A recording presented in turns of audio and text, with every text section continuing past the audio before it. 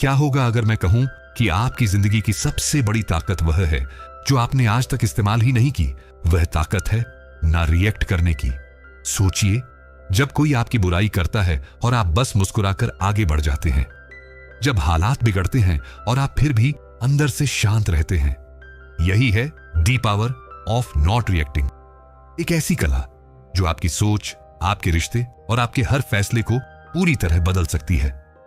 नमस्ते दोस्तों, स्वागत है आपका द स्पोकन लाइब्रेरी में, जहां हम लाते हैं जिंदगी बदलने वाली किताबों की आवाज, वो भी आपकी अपनी भाषा में। यहां हर शब्द आपको सोचने पर मजबूर करेगा और हर कहानी आपकी जिंदगी को एक नई दिशा दे सकती है। तो अभी सब्सक्राइब कर लीजिए, वरना भूल गए तो बाद में पछताना पड़ेगा, क्योंकि अगली आवाज शायद वही हो जो आपकी सोच और सफर दोनों को बदल दे। आज हम बात कर रहे हैं एक बहुत ही जरूरी और सोच बदल देने वाली किताब की, the power of not reacting. इस वीडियो में हम बात करने वाले हैं उस साइलेंट सुपर पावर की, जिसे समझने के बाद आप हर मुश्किल में खुद को पहले से ज्यादा मजबूत पाएंगे। दोस्तों, कभी कभी हमारी सबसे बड़ी ताकत होती है कुछ ना करना। जरा सोचिए, किसी ने आपको ताना मारा या गुस्से में कुछ कह दिया।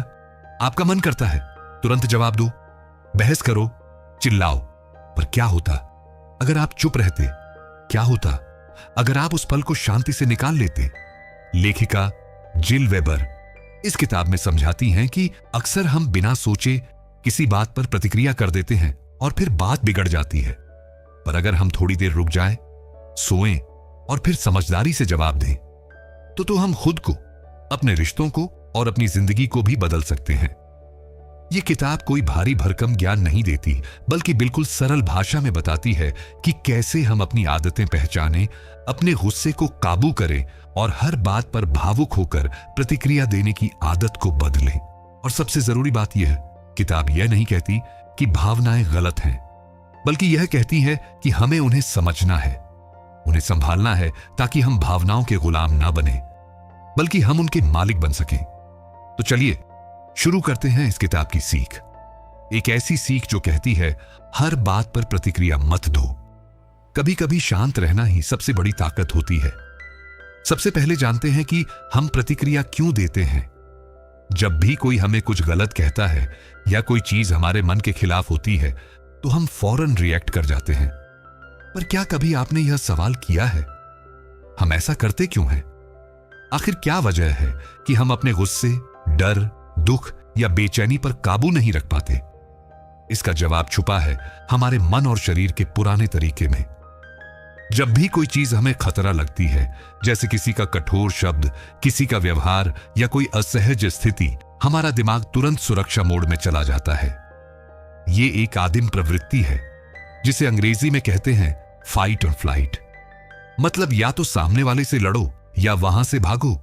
इसका मतलब है हमारे भीतर एक पुराना ऑटोमेटिक सिस्टम है जो बिना सोचे काम करता है, और यही वजह है कि हम अक्सर बिना समझे तुरंत प्रतिक्रिया दे देते हैं। मान लीजिए कोई ऑफिस में आपकी मेहनत को अनदेखा कर देता है, तुरंत मन करता है गुस्सा दिखाएं, तकरार करें। क्यों? क्योंकि हमें लगता है हमारा सम्मान कम हो गया। या घर में अगर कोई हमारी बात नहीं मानता, हम चिल्ला उठते हैं क्योंकि हमें लगता है हमारा कंट्रोल खत्म हो रहा है। असल में जब कोई हमारे अहंकार या ईगो को छूता है, हम तुरंत प्रतिक्रिया दे देते हैं। हम डरते हैं कि हम कमजोर दिखेंगे या फिर कोई हमें हल्के मिलेगा। पर इस प्रतिक्रिया का क्या नतीजा निकलता है? अक्सर रिश्तों में खटास, मानसिक तनाव और पछतावा। लेखिका बताती हैं कि यह सब हमारे पुराने अनुभवों और बचपन की आदतों से जुड़ा होता है। अगर हमें बचपन में बार बार दबाया गया हो या हमारी भावनाओं को अनदेखा किया गया हो, तो हम बड़े होकर हर बात को खतरे की तरह लेने लगते हैं। इसलिए पहली चीज जो समझनी है, हमारी प्रतिक्रिया कोई दुश्मन नहीं है। यह बस हमारे अंदर जमा हुए अनुभवों और डर का नतीजा है। लेकिन अच्छी खबर यह है, अगर हम यह समझ लें तो हम अपने आप को बदल सकते हैं। अब बात करते हैं कि हम इस प्रतिक्रिया को कैसे पहचानें और उसे रोकें, ताकि हम ज्यादा समझदारी और शांति से जिंदगी जी सकें। किताब कहती है कि ना रिएक्ट करना सिर्फ इच्छा शक्ति की बात नहीं है, यह एक कला है जिसे हम सीख सकते हैं। हम सबको कभी ना कभी यह महसूस हुआ है कि काश मैं उस वक्त थोड़ा रुक जाता तो बहस ना होती। चाहे वो ऑफिस में बॉस की डांट हो, घर पर पार्टनर की बात या दोस्त के साथ गलतफहमी। वो एक पल जब हम रिएक्ट कर बैठते हैं, हमारी शांति छीन लेता है। लेकिन जब कोई चीज हमारी भावनाओं को छू जाती है तो रुकना बहुत मुश्किल लगता है। चलो नेहा की कहानी सुनते हैं। नेहा एक मार्केटिंग मैनेजर थी और उसकी टीम मीटिंग में एक सहकर्मी ने उसकी प्रेजेंटेशन को सबके सामने बेकार बताया। नेहा का चेहरा लाल हो गया, उसका दिल तेजी से धड़कने लगा और मन में गुस्सा उबलने लगा। वो तुरंत जवाब देना चाहती थी, कुछ ऐसा कहना जो उस सहकर्मी को चुप कर दे, लेकिन फिर उसे किताब का एक सबक याद आया। रिएक्शन से पहले रुककर अपने शरीर को सुनो। नेहा ने 5 सेकंड के लिए रुककर एक गहरी सांस ली। उसने अपने शरीर के संकेतों को देखा, तेज धड़कन, गर्म होते हाथ। उसने खुद से कहा, यह गुस्सा है और मैं इसे कंट्रोल कर सकती हूं। उसने शांति से जवाब दिया, थैंक्स फॉर फीडबैक, मैं इसे और बेहतर करूंगी। उसकी शांति ने न सिर्फ बहस को टाला बल्कि मीटिंग में सबको उसकी समझदारी का सम्मान करने पर मजबूर कर दिया। बाद में नेहा ने महसूस किया कि उसने न सिर्फ एक तनाव भरा पल जीत लिया बल्कि अपनी अंदरूनी ताकत को भी जाना। अब सवाल यह है, हम उस पल को कैसे पहचाने जब हम प्रतिक्रिया देने वाले होते हैं। लेखिका कहती हैं, सबसे पहला स्टेप है सचेत होना, मतलब अवेयर होना। Awareness is the key that unlocks your power to choose, यानी जागरूकता वह चाबी है जो आपको चुनने की ताकत देती है।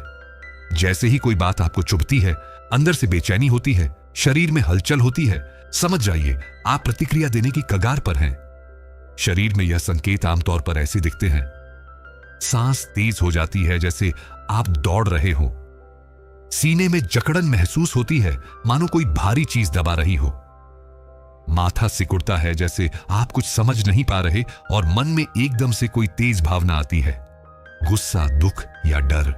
इन संकेतों को पकड़ना ही पहला कदम है। किताब कहती है कि यह संकेत आपके शरीर का अलार्म है। वो आपको बता रहे हैं, रुक जाओ, अभी रिएक्ट मत करो, इस पल में रुकना जरूरी है और यहीं से शुरू होती है किताब की सबसे खास तकनीक। लेखिका एक बहुत आसान तरीका बताती है, पॉज टेक्निक। ये वो जादुई फार्मूला है जो आपको हर तनाव भरे पल में शांति और समझदारी दे सकता है। आइए इसे स्टेप बाय स्टेप समझते हैं। पी पॉज करो, बस 5 सेकंड के लिए रुक जाएं, कुछ ना बोलें, कुछ ना करें। ये छोटा सा ब्रेक आपके दिमाग को साफ करता है। अगर आप सांस लेना चाहें तो एक गहरी सांस लें, जैसे हमने 1 ब्रेथ पॉज में सीखा। ए अवेयर बनो अपने मन और शरीर के भावों के प्रति। अपने शरीर को स्कैन करें, क्या आपका दिल तेज धड़क रहा है, क्या आपके हाथ गर्म है, क्या आपका माथा सिकुड़ रहा है। अपने मन को देखें, क्या यह गुस्सा है, डर है या दुख। इस जागरूकता से आप अपने इमोशंस को नाम दे सकते हैं, जैसा हमने इमोशन ऑब्जर्वेशन प्रैक्टिस में किया। यू अंडरस्टैंड करो कि आप क्या महसूस कर रहे हो और क्यों कर रहे हो। खुद से पूछें, यह इमोशन कहां से आया, क्या यह सामने वाले की बात से है या मेरे पुराने जख्मों से, जैसा हमने ट्रिगर जर्नल में देखा। शायद यह बस एक गलत फहमी है या शायद यह बात इतनी बड़ी नहीं है। इस समझ से आपका दिमाग शांत होने लगता है। ऐसे स्टेप बैक करो, मतलब तुरंत कोई कदम ना उठाओ, अपने आप को उस पल से थोड़ा दूर करें। सोचें कि आप बाहर से यह सीन देख रहे हैं, क्या यह बहस या जवाब देने लायक है, क्या यह आपकी शांति छीनने लायक है। यह दूरी आपको सही फैसला लेने की जगह देती है। ये भी इवैल्यूएट करो, सोचो कि प्रतिक्रिया देना सही होगा या शांत रहना बेहतर है। अब सोचें, अगर मैं जवाब दूंगा तो क्या होगा, क्या इससे हालात बेहतर होंगे या और बिगड़ेंगे, क्या शांत रहना मुझे ज्यादा ताकत देगा। यह सोच विचार आपको सही रास्ता दिखाएगा, चाहे वह जवाब देना हो या मुस्कुराकर आगे बढ़ जाना। अब एक छोटा सा उदाहरण लीजिए। मान लीजिए आपके पार्टनर ने कुछ ऐसा कह दिया जो आपको खराब लगा। उदाहरण के लिए वह कहते हैं, तुम हमेशा देर से तैयार होते हो। पहले तो मन करता है कि उसी वक्त जवाब दे दो, मैं क्या, तुम तो और देर करते हो। लेकिन अगर आप पॉज तकनीक अपनाएं तो यह होगा। पॉज, आप 5 सेकंड चुप रहते हैं, एक गहरी सांस लेते हैं। एवर आप महसूस करते हैं कि आपका चेहरा गर्म हो रहा है, गुस्सा आ रहा है, अंडरस्टैंड? आप सोचते हैं यह गुस्सा उनकी बात से नहीं, शायद मेरे तनाव से है। स्टेप बैक आप खुद को याद दिलाते हैं, यह छोटी सी बात है, इसे बड़ा करने की जरूरत नहीं। इवैल्यूएट आप तय करते हैं जवाब देने से बहस होगी, मैं शांत रहूंगा। फिर आप बस मुस्कुराकर कहते हैं हां, मैं जल्दी करने की कोशिश करूंगा। और देखिए, बस तनाव खत्म। ये 5 सेकंड का ब्रेक आपको एक नई दिशा दे सकता है। किताब कहती है कि यह छोटा सा पल आपके रिश्तों को बचा सकता है, आपके फैसलों को बेहतर बना सकता है और आपकी जिंदगी में शांति ला सकता है। धीरे धीरे जब आप यह आदत बना लेंगे तो आपके रिश्ते, आपकी मानसिक शांति और आपकी समझदारी में जबरदस्त फर्क आएगा। जैसे नेहा ने अपनी मीटिंग में शांति चुनी, वैसे ही आप भी हर पल में अपनी ताकत चुन सकते हैं। और यह आदत आपको उस साइलेंट विटनेस मेडिटेशन की तरह अपने अंदर की शांत जगह से जोड़ेगी, जिसके बारे में हम आगे बात करेंगे। और याद रखिए, शांत रहना कभी भी कमजोरी नहीं होती, बल्कि यह सबसे बड़ी आंतरिक ताकत होती है। यह वह ताकत है जो आपको हर तूफान में स्थिर रखती है, हर रिश्ते में समझदार बनाती है और हर पल में आपको अपने असली मैं से जोड़ती है। अब जानते हैं कि कैसे धीरे धीरे अपने मन को शांत और स्थिर बनाया जाए, ताकि हम हर स्थिति में सच्ची मजबूती के साथ खड़े रह सकें। किताब कहती है कि असली ताकत वह नहीं जो बाहर की लड़ाइयों में दिखती है, वह ताकत हमारे अंदर की शांति से आती है। सबसे पहली बात, शांति कोई बाहर से नहीं आती, यह हमारे अंदर से उपजती है। चाहे कितना भी कोलाहल हो, कितनी भी मुश्किलें हों, अगर हमारा मन स्थिर है तो हम हर तूफान को पार कर सकते हैं। जब हम हर वक्त किसी ना किसी बात पर रिएक्ट कर रहे होते हैं तो हमारा मन एक बंदर की तरह हो जाता है, हर समय उछलता कूदता हुआ। एक पल में गुस्सा, दूसरे पल में चिंता, तीसरे पल में जलन। यह बंदर कभी रुकता ही नहीं। लेखिका कहती हैं, जो इंसान अंदर से शांत है वही बाहर की हलचल को झेल पाता है। A calm mind is like a still lake, it reflects the truth without distortion. यानी शांत मन एक स्थिर झील की तरह है, वो सच को बिना तोड़े मरोड़े दिखाता है। चलो विक्रम की कहानी सुनते हैं। विक्रम को अपने परिवार की हर सभा में तनाव होता था। उसके चचेरे भाई हमेशा उसकी नौकरी और कमाई की तुलना अपने दोस्तों से करते थे। विक्रम, तू तो अभी भी वही छोटी कंपनी में है। ऐसी बातें सुनकर विक्रम का मन उबल पड़ता था। वो या तो गुस्से में जवाब देता या चुपचाप घुटता रहता। लेकिन the power of not reacting पढ़ने के बाद विक्रम ने एक नया रास्ता चुना। उसने किताब की 3 खास प्रैक्टिस को अपनाया: ऑब्जर्व, इनर चेक इन और ब्रेथ अवेयरनेस। अगली सभा में जब उसके भाई ने फिर ताना मारा, विक्रम ने तुरंत रिएक्ट करने की बजाय रुककर स्थिति को देखा। उसने खुद से पूछा, क्या यह बात मेरी जिंदगी बदल देगी? जवाब था नहीं। फिर उसने इनर चेक इन किया। उसने महसूस किया कि उसका गुस्सा नहीं बल्कि असुरक्षा की भावना थी, जो बचपन की तुलनाओं से आती थी। आखिर में उसने 3 गहरी सांसें लीं और शांत होकर मुस्कुराया। उसने बस इतना कहा, हां, मैं अपनी रफ्तार से बढ़ रहा हूं। उसकी शांति ने न सिर्फ ताने को बेअसर किया, बल्कि परिवार में सबको उसकी मैच्योरिटी का सम्मान करने पर मजबूर कर दिया। विक्रम की तरह हम भी अपने मन को शांत और स्थिर बना सकते हैं। अब सवाल यह है, ऐसी शांति और स्थिरता कैसे पाएं? किताब हमें 3 आसान लेकिन गहरे तरीके सिखाती है, जो हमारे मन को उस बंदर से एक शांत झील में बदल सकते हैं। सबसे पहला तरीका है ऑब्जर्व करना, यानी ध्यान से देखना, लेकिन बिना किसी जजमेंट के। इसका मतलब है कि जब कोई स्थिति, कोई बात या कोई इमोशन आए तो उसे बस देखें, जैसे आप एक दर्शक हो। मतलब जब भी कोई परिस्थिति सामने आए तो एकदम रिएक्ट मत करो, ना उसे अच्छा कहें ना बुरा। बस उस स्थिति को देखो, महसूस करो और सोचो कि यह वाकई इतनी बड़ी है क्या? कैसे करें? अगली बार जब कोई बात आपको चुभे तो 5 सेकंड रुके, अपने मन में चल रही बातों को देखें। क्या आप गुस्सा कर रहे हैं? क्या आप डर रहे हैं? अब खुद से पूछें, क्या यह बात मेरी शांति छीनने लायक है? किताब कहती है कि यह सवाल आपके दिमाग को तुरंत साफ करता है। लाभ 90% मामलों में आपको समझ आ जाएगा कि आपकी प्रतिक्रिया ही उसे बड़ा बना रही थी। यह प्रैक्टिस आपको पॉज टेक्निक की तरह तुरंत जागरूक बनाती है और आपके रिएक्शन को रोकती है। उदाहरण के लिए, अगर ट्रैफिक में कोई आपको गलत बोल दे तो उसे जज करने की बजाय बस देखें। वो गुस्सा, वो जलन, वो कैसे आ रहा है। धीरे धीरे आप पाएंगे कि वह इमोशन अपने आप कम हो जाता है। ये वही साइलेंट विटनेस मेडिटेशन का आधार है जिसके बारे में हम आगे बात करेंगे। दूसरी चीज है डेली प्रैक्टिस। शांत रहने की आदत एक दिन में नहीं बनती। इसके लिए रोज थोड़े समय के लिए खुद से जुड़ना पड़ता है।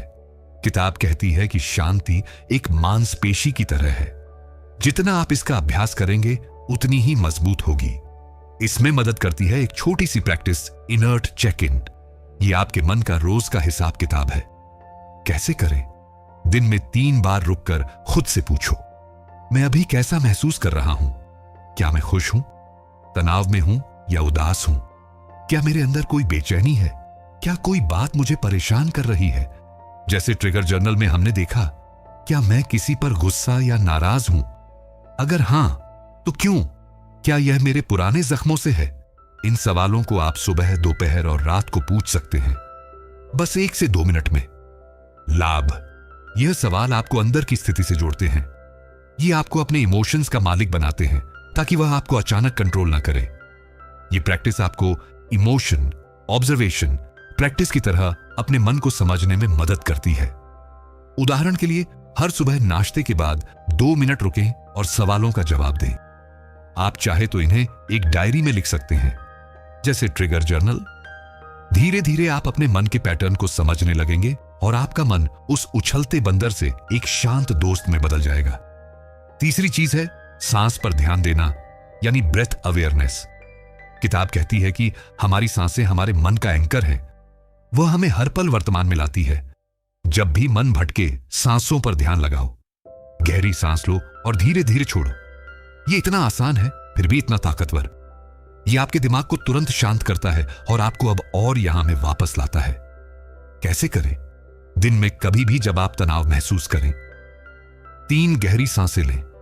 हर सांस को 4 सेकंड में अंदर लें, 4 सेकंड होल्ड करें और 4 सेकंड में छोड़ें।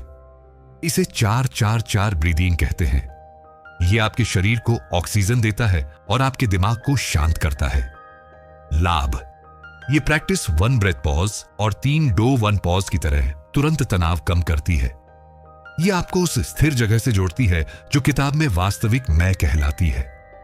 एक छोटा उदाहरण देखिए। मान लीजिए आपको किसी ने ऑफिस में टोक दिया और आपको बुरा लगा।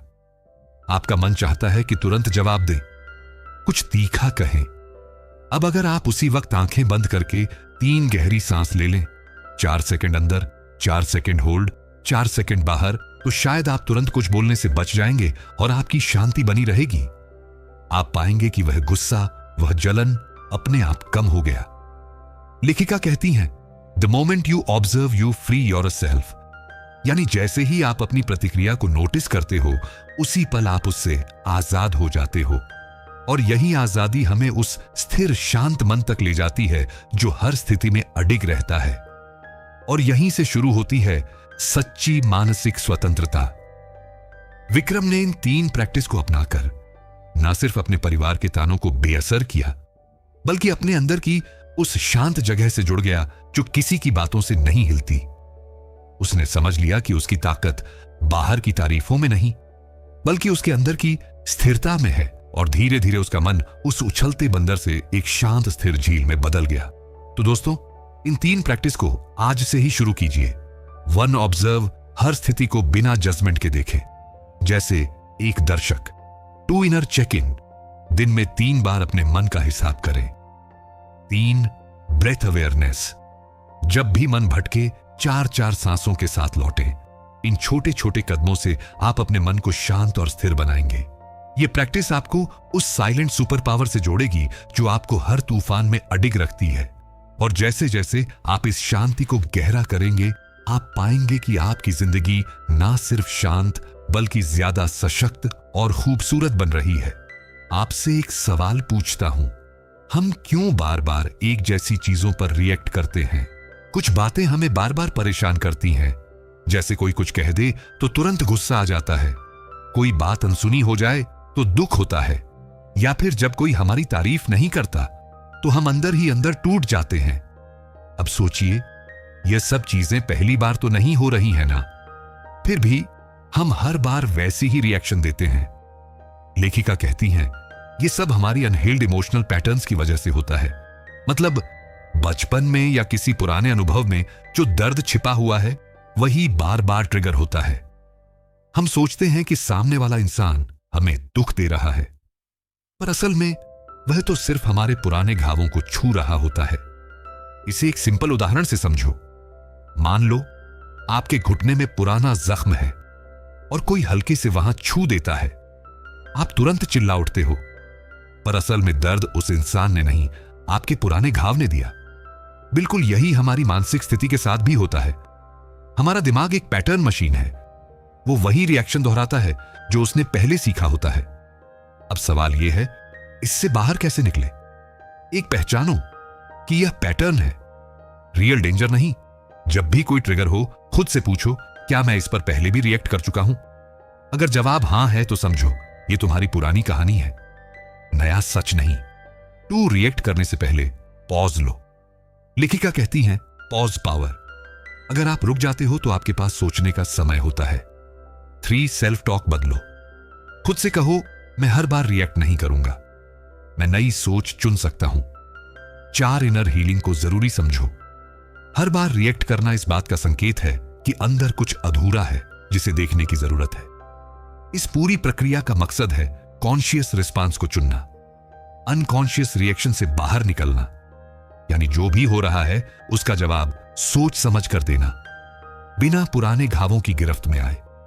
और जब आप यह करने लगते हैं तो लोग आपको टोकेंगे, नाराज करेंगे, पर अब आप मुस्कुराकर कह सकोगे, मैं अब हर चीज पर रिएक्ट नहीं करता, मैं अब आजाद हूं। अब हम सीखेंगे कि सेल्फ कंट्रोल और इनर पावर को रोज की जिंदगी में कैसे लाएं। सबसे बड़ी गलती जो हम करते हैं, हम सोचते हैं कि सेल्फ कंट्रोल का मतलब है अपनी फीलिंग्स को दबाना, पर असल में सेल्फ कंट्रोल का मतलब है फीलिंग को महसूस करना, उसे समझना और फिर भी सोच समझकर एक्शन लेना। लेखिका कहती हैं, अगर आप अपनी जिंदगी के छोटे छोटे लम्हों पर ध्यान देने लगो तो हर दिन हर पल आपके पास एक मौका होता है रिएक्ट करने का, नहीं रिस्पोंड करने का। अब सवाल उठता है कैसे? एक सुबह की शुरुआत साइलेंस से करो। सुबह उठते ही फोन या सोशल मीडिया मत देखो, बस कुछ मिनट खुद के साथ बैठो, अपने अंदर की आवाज को सुनो। ये इनर साइलेंस आपको दिन भर के शोर से दूर रखेगा। 2 ब्रीथिंग पर ध्यान दो। जब भी लगे कि गुस्सा आ रहा है, कोई ट्रिगर कर रहा है, कुछ गहरी सांसें लो। यह आपको आपके शरीर से जोड़ता है और तुरंत काम कर देता है। 3, हर दिन एक स्मॉल विन छू। जैसे आज मैं शिकायत नहीं करूंगा, आज मैं किसी को टोकूंगा नहीं, आज मैं किसी की बात काटकर जवाब नहीं दूंगा। ये छोटे छोटे स्टेप्स धीरे धीरे आपको बहुत बड़ा बदलाव देंगे। 4, अपने थॉट पैटर्न्स को ऑब्जर्व करो। दिन में कुछ मिनट खुद से पूछो, मैं किस चीज से परेशान हूं, किस बात पर मेरा रिएक्शन स्ट्रिंग हो रहा है। जब आप ऑब्जर्व करने लगते हो, आप खुद को समझने लगते हो, और जब समझ आता है तभी बदलाव आता है। 5, ट्रिगर्स को ग्रोथ का सिग्नल मानो। अगली बार जब कोई आपको गुस्सा दिलाए तो खुद से कहो, शायद ये मेरा टेस्ट है, क्या मैं इस बार काल में रह सकता हूं? सेल्फ कंट्रोल कोई ओवरनाइट मिरेकल नहीं है, ये एक प्रैक्टिस है, जैसे योगा या मेडिटेशन।